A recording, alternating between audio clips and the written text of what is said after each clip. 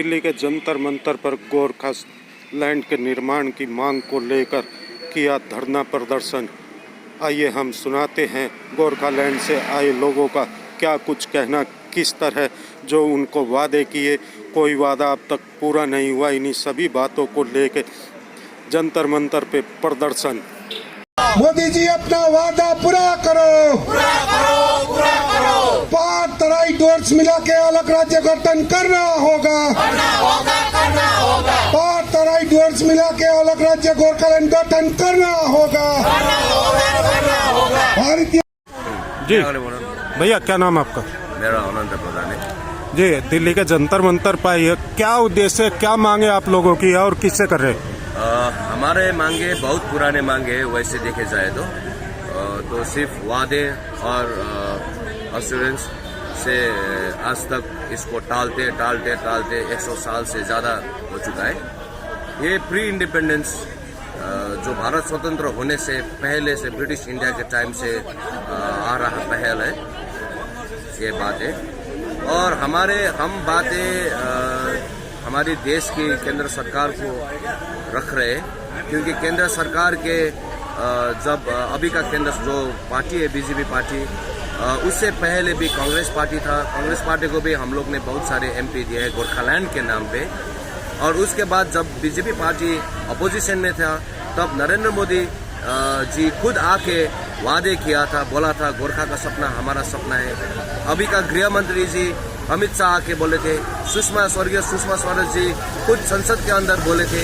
तो इतने सारे और बहुत सारे मंत्रियों ने बोले थे, बहुत सारे वादे के सिर्फ इलेक्शन आने से पहले वादे करते हैं और इलेक्शन के बाद वो सब सन्नाटा छा जाता है। आप लोग क्या चाह रहे हैं? गोरखालैंड निर्माण की मांग कर रहे हैं आप लोग, बार बार आवाज भी उठाई जाती है। और जैसे आपने कहा कि बीजेपी जब सत्ता में आई थी उससे पहले गोरखालैंड की बात की थी।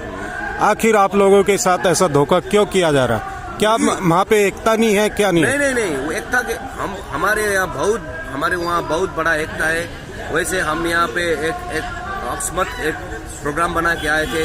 इससे पहले भी 2017 में आप लोग ने खुद देखा होगा, यहाँ हजारों का भीड़ था। वैसे कल भी हो सकता है, पर आज हम बहुत सारे प्रोटोकॉल देखे, जैसे कोविड को भी नजरअंदाज नहीं कर सकते। इसलिए हमने एक छोटे समूह में सरकार को फिर से एज अ रिमाइंडर हम लोग उन लोग को बताना चाहते हैं, क्योंकि जो वादे किए हैं वो पूरा करना चाहिए। अगर सरकार में उतना दम है, अगर सरकार में उतना आत्मा सहमति है, अगर सरकार में अपने जो भी बातें करते हैं वो पूरा करने का उसमें इरादा है, तो सरकार को पूरा करना चाहिए। क्या आपको लग रहा है गोरखा से भी काफी नेता आप लोगों ने भेजे पार्टी के अंदर, मगर आप लोगों की सुनवाई आखिर क्यों नहीं हो रही? कारण क्या है?